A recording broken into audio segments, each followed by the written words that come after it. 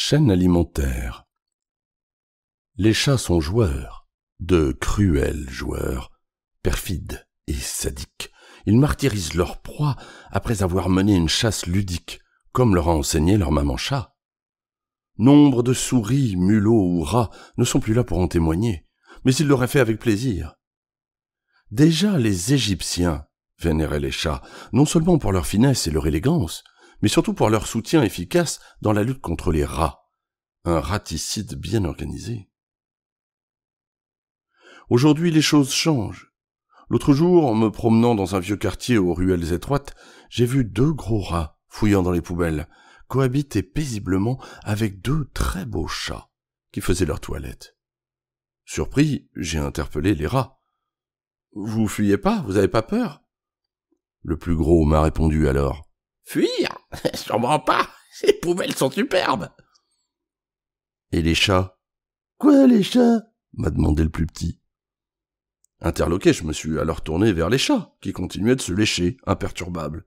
« Et vous, vous chassez pas les rats ?»« Et toi, tu chasses tes voisins ?»« Non, bien sûr, mais qu'est-ce que vous mangez ?»« Des petites souris, » me dit le gros chat.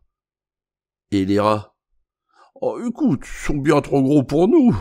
Nous préférons les mets plus fins, et puis ils nous aident. » En poussant un peu mon interrogatoire, j'ai découvert que les rats et les chats s'étaient entendus. Les rats jouissaient d'un droit de poubelle contre la livraison régulière de petites souris. Les chats n'avaient plus à chasser et s'occupaient pleinement de leur toilette en grignotant des petites souris. C'est vrai que ce sont sûrement les plus gros et les plus beaux chats de gouttière que j'ai vus dans ma vie. Les rats, eux, se reproduisaient très vite et étaient de plus en plus nombreux, n'ayant plus pour prédateurs que l'homme. Les petites souris, elles, étaient de moins en moins nombreuses et vivaient dans la terreur permanente des nouveaux amis des chats. Les rats perfides savaient que cette situation ne durerait pas. Il n'y avait presque plus de souris. Heureusement pour eux, les chats étaient si gros et empotés qu'ils n'étaient plus bons à la chasse, ni à autre chose d'ailleurs. Ils n'étaient plus bons à rien, en fait. Les rats étaient maintenant assez nombreux pour se débarrasser de ces gros feignants de chats et prendre leur place de maître du quartier. Les rats attaquèrent les chats et les décimèrent, sans pitié.